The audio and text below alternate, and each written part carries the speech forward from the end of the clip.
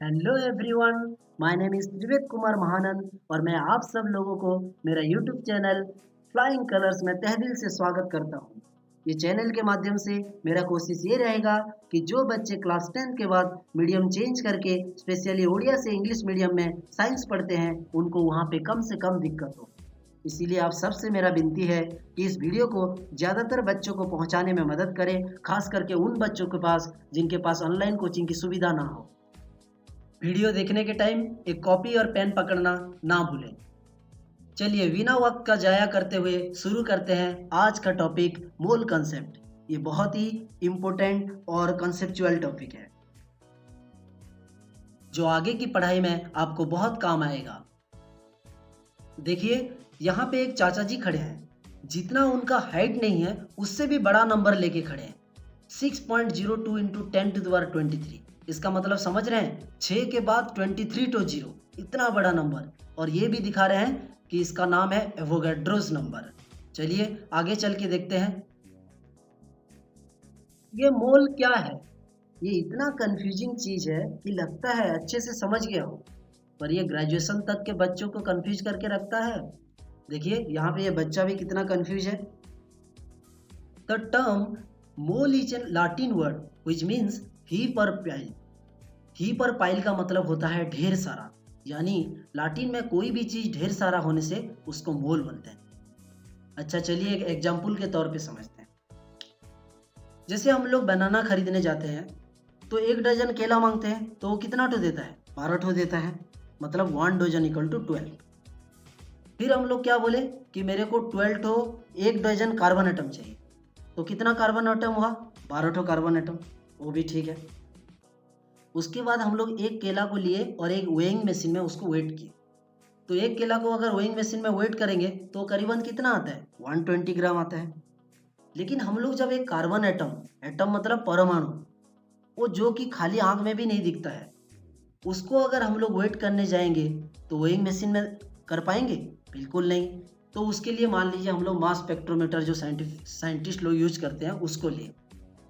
तो वो बोलता है कि उसका मास है 1.9 इंटू 10⁻³ ग्राम। इसका मतलब 0.22 तो 0 के बाद अगर 19 लिखा है, इतना छोटा है उसका मास। एक कार्बन एटम का मास इतना छोटा है, सोचिए। तो अगर हम लोग 1 डजन कार्बन एटम भी लिए तो 12 ठो लेने से भी कितना वेट आ जाएगा? कोई फर्क नहीं पड़ेगा। तो इसीलिए हम लोग क्या किए, फिर से चाचा जी को याद किए और 6.023 इंटू 10⁻23, मतलब 6 के बाद 23 तो 0, इतना बड़ा नंबर, इतने सारा कार्बन एटम लेके हम लोग कहाँ चले? वजन करने। तो वजन करने के बाद आया कितना? 12.0107 ग्राम। मतलब इतना सारा कार्बन एटम जब मेजर किए, वेट किए, उसके बाद जाके मिला हम लोगों को 12 ग्राम। जैसे एक कटोरी चीनी है तो हम लोग बोलेंगे इसमें कितना चीनी है? तो कोई क्या बोलेगा? इसमें ढेर सारा चीनी है। तो हम लोगों को ये पता चला कोई भी छोटा सा छोटा चीज हो तो थोड़ा सा मास में भी उसका अमाउंट ऑफ सब्सटेंस या वस्तु का परिमाण बहुत ज्यादा होता है। तो इसको कैसे मेजर किया जाए? इसीलिए एक तो यूनिट लाया गया, यानी एकको, जो उड़िया में एकको बोलते हैं, उसको लाया गया जो अमाउंट ऑफ सब्सटेंस यानी वस्तु का परिमाण को मेजर करे, और उसका नाम दिया गया मोल, और उसका सिंबल है MOL। So mole is the 7th base quantity for the amount of substance.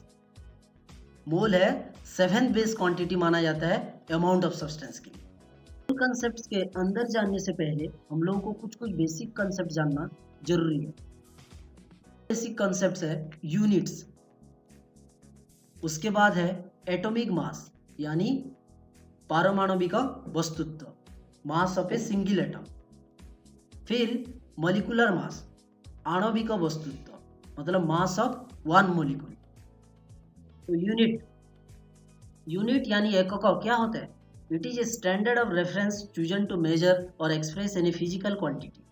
मतलब कोई भी फिजिकल क्वांटिटी, जैसे मान लीजिए लेंथ हुआ, फिर उसके बाद टाइम हुआ, उसके बाद मास हुआ, इन लोगों को मेजर करने के लिए हम लोग किसका इस्तेमाल करते हैं? यूनिट। जैसे लेंथ को हम लोग किस में मेजर करते हैं? मीटर में। टाइम को सेकंड में। मास को केजी या ग्राम में। तो ये सब एक एक ठो यूनिट है। यूनिट दो टाइप का होता है, एक है इंग्लिश सिस्टम और दूसरा मैट्रिक सिस्टम। फिर इंग्लिश सिस्टम में कौन आता है, एफपीएस, और मैट्रिक सिस्टम में आता है सीजीएस और एमकेएस। तो metric system is more convenient और सुइटेबल और appropriate compare to English system. क्यों, हम लोग देखते हैं, क्योंकि मैट्रिक सिस्टम डेसिमल सिस्टम के ऊपर बेस्ड है।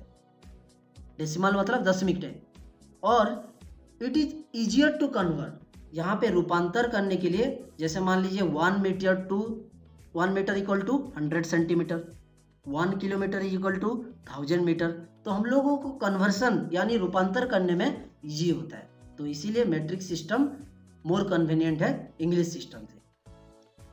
देखिए नीचे वाला टेबल, लेंथ को एपीएस में फुट में मेजर करते हैं, सीजीएस में सेंटीमीटर में और एमकेएस में मीटर में। ठीक उसी तरह मास को एपीएस में पाउंड में, सीजीएस में ग्राम में और एमकेएस में किलोग्राम में। टाइम को एपीएस में सेकंड में, सीजीएस में भी सेकंड में और एमकेएस में भी सेकंड में। इसीलिए एपीएस मतलब हुआ foot, pound and second, CGS मतलब हुआ centimetre, gram and second, MKS मतलब हुआ मीटर, किलोग्राम एंड सेकंड। यहाँ पे हम लोग 3 बेस यूनिट लिए हैं, लेंथ, मास और टाइम का। तो अभी इनका बड़ा भाई आता है एसआई। एसआई क्या, एसआई है इंटरनेशनल सिस्टम ऑफ यूनिट्स। तो इसमें 3 बेस यूनिट की जगह कितना बेस यूनिट है, 7 बेस यूनिट। जैसे पहले था लेंथ, मास और टाइम, अभी है क्या, electric current, thermodynamic temperature, luminous intensity, और आखिरी में जो है अमाउंट ऑफ सब्सटेंस, जिसके लिए हम लोग पढ़ रहे हैं। अमाउंट ऑफ सब्सटेंस का सिंबल क्या है, मोल, लेंथ का मीटर, मास का केजी, करंट का एम्पियर, टाइम का सेकंड, इंटेंसिटी ऑफ लाइट का कैंडेला, टेम्परेचर का केल्विन। तो ये है most widely use system of measurement. तो इसको पूरे विश्व भर में ज्यादातर यूज किया जाता है। फिर चलते हैं एटॉमिक मास जानने के लिए। एटॉमिक मास क्या होता है, atomic mass is the mass of an atomic particle और atom, we express in grams और एएमयू, जो हम लोग बाद में देखेंगे। तो कोई भी परमाणु का वस्तुत्व को क्या बोलते हैं, एटॉमिक मास, सिंपल तरीके में। तो जैसे हम लोग देखे थे कि कार्बन का एटॉमिक मास कितना था, नहीं, कार्बन का एटॉमिक मास था 1.9 इंटू 10⁻⁻23 ग्राम। इतना छोटा उसका मास होता है। तो इतना अगर छोटा मास होता है तो हम लोगों को कैलकुलेट करने में बहुत मुश्किल होगा। इसीलिए हम लोग किसको बुलाए, रिलेटिव एटॉमिक मास। तो रिलेटिव एटॉमिक मास का डेफिनेशन देखते हैं कि relative atomic mass of an element can be defined as the number which indicates how many times the mass of one atom of the element is heavier in comparison to 1/12 part of the mass of one atom of carbon 12। ये इतना बड़ा definition है बोल के इसको डरना नहीं है। हम लोगों को ये चीज में ध्यान देना है। पहले रिलेटिव का मतलब क्या होता है, रिलेटिव टर्म तहीं वहाँ यूज होता है जहाँ पे हम लोग किसी भी स्टैंडर्ड चीज के साथ रिलेट यानी कंपैरिजन करते हैं। जैसे मान लीजिए आप लोगों का रिलेटिव मार्किंग होता है, तो जो भी टॉपर मान लीजिए 90 मार्क्स लाया, उसके कंपैरिजन में आप लोगों को बाकी लोगों का मार्किंग होता है, तो हो गया रिलेटिव मार्किंग। उसी तरह जैसे होता है रिलेटिव डेंसिटी, तो वाटर के डेंसिटी के साथ अगर दूसरों का डेंसिटी, दूसरा लिक्विड का डेंसिटी कंपेयर करेंगे तो उसको रिलेटिव डेंसिटी या स्पेसिफिक ग्रेविटी बोलते हैं। तो उसी तरह हम लोग एक एग्जाम्पल लेते हैं। जैसे मान लीजिए आपका एक दोस्त का वेट है 50 किलो। कितना है उसका वेट, 50 किलो। तो अगर उसका वेट है 50 किलो और आपका वेट है कितना, 100 किलो, आपका वेट है 100 किलो, तो अगर मैं बोलूँगा रिलेटिव वेट कितना है और स्टैंडर्ड किसको लेंगे, आपका दोस्त का वेट को, तो रिलेटिव वेट हो जाएगा 100/50, 100 kg by 50 kg, that is equal to 2। इसका मतलब ये बताता है कि आपका दोस्त का वेट से आपका वेट 2 गुना है, मतलब you are 2 times heavier than your friend. ठीक उसी तरह हम लोग यहाँ पे टारगेट करेंगे किसको, किसको टारगेट करेंगे, 1/12 part of mass of carbon atom को कार्बन 12 एटम को टारगेट करेंगे। तो कार्बन 12 जो परमाणु है उसका मास का 1/12 से कोई भी एटम कितना हेवियर है, कितना भारी है, वही होता है हमारा रिलेटिव एटॉमिक मास। समझ गए?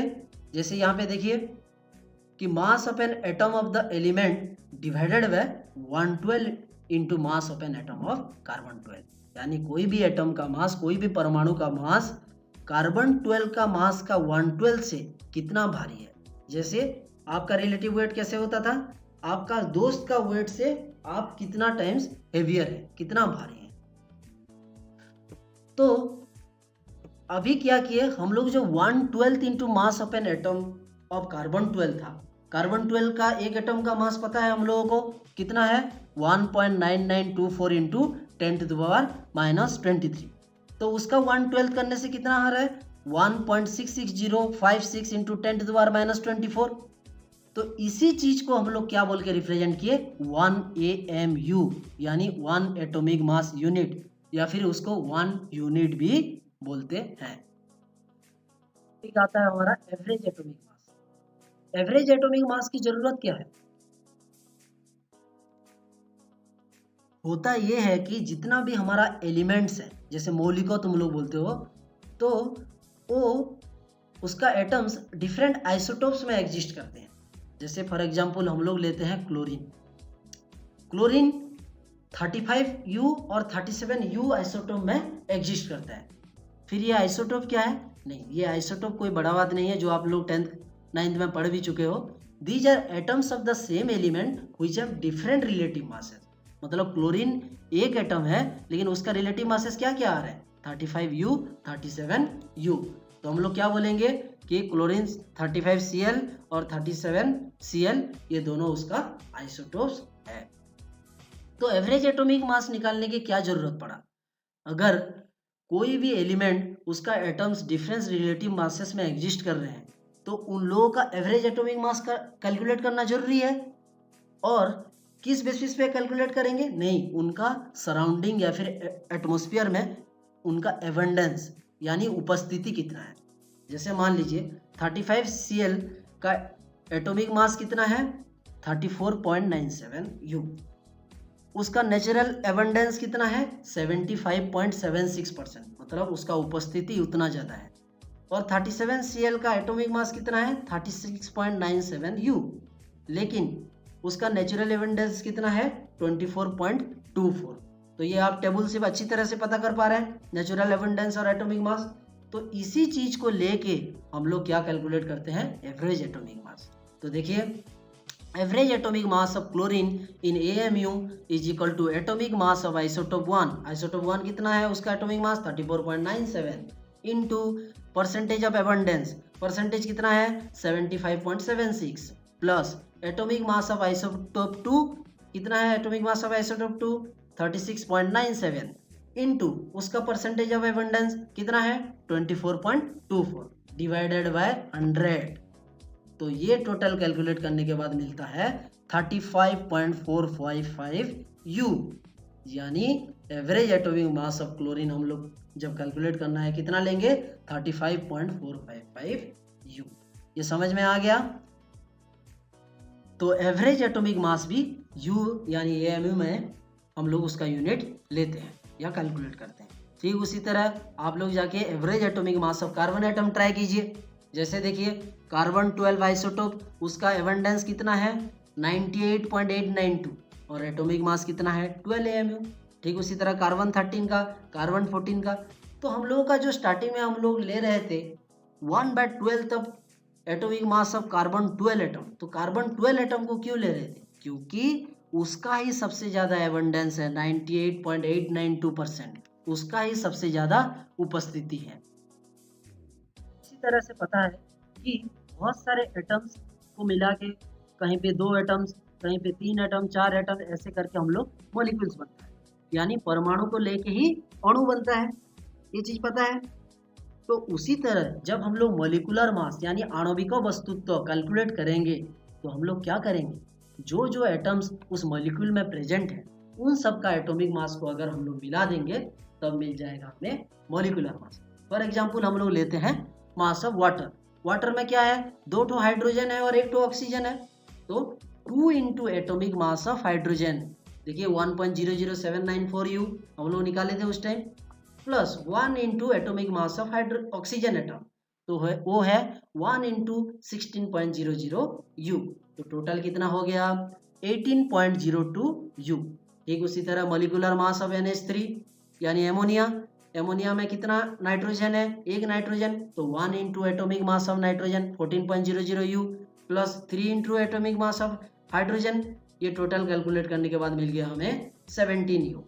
तो उसी तरह सोडियम क्लोराइड का, अगर सोडियम क्लोराइड जो हमारा कॉमन सॉल्ट है उसका अगर हम लोग कैलकुलेट करेंगे तो कितना निकलेगा 58.5 यू। तो आप जाके घर में ट्राई कीजिए, मीथेन यानी CH4 का, CO2 यानी कार्बन डाइऑक्साइड और ग्लूकोज यानी 6,6H12O6 का कैलकुलेट करने की ट्राई कीजिए। तो आखिरी टॉपिक जो है वो है फॉर्मूला। ये देख के ही लग रहा है कि फॉर्मूला के ऊपर ही बेस्ड होगा। हम लोग जैसे सोडियम क्लोराइड को देखते हैं, हम लोगों को क्या लगता है कि ये सिंगल NaCl ऐसे करके एग्जिस्ट करता होगा, लेकिन ऐसा बिल्कुल नहीं। देखिए यहाँ पे उसका 3 डायमेंशनल स्ट्रक्चर है, तो उसमें क्या दिख रहा है कि एक Na प्लस कितना Cl माइनस से सराउंडेड है, 6 Cl माइनस से। ठीक उसी तरह एक Cl माइनस कितना Na प्लस से सराउंडेड है, 6 Na प्लस से, यानी इसका मॉलिक्यूल क्या होना चाहिए Na6Cl6, लेकिन ऐसे होता है क्या, नहीं। हम लोग सोडियम क्लोराइड को क्या लेते हैं, उसका फॉर्मूला NaCl लिखते हैं। क्यों, क्योंकि जो फॉर्मूला होता है वो क्या रिप्रेजेंट करता है, the ratio of different ions in the compound. क्या रिप्रेजेंट करता है, ratio of different ions in the compound.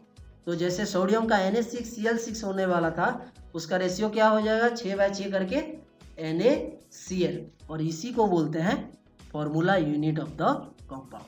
तो ये फॉर्मूला मास क्या है, formula mass of the compound is obtained by adding atomic masses of all the atoms in a formula unit of the compound. तो यहाँ का formula unit है NaCl, तो sodium का और क्लोरीन का अगर हम लोग एटॉमिक मास को ऐड कर देंगे तो किसका मिल जाएगा, सोडियम क्लोराइड का फॉर्मूला मास मिल जाएगा, जो कि 23.0 u plus 35.5 u that is equal to 58.5 u. तो some substances such as sodium chloride doesn't exist as a single entity, ये एक सिंगल एंटिटी में एग्जिस्ट नहीं करते हैं, इसीलिए हम लोगों को क्या जरूरत पड़ा, फॉर्मूला मास कैलकुलेट करना जरूरत पड़ा। तो आज का क्लास यहीं रखते हैं।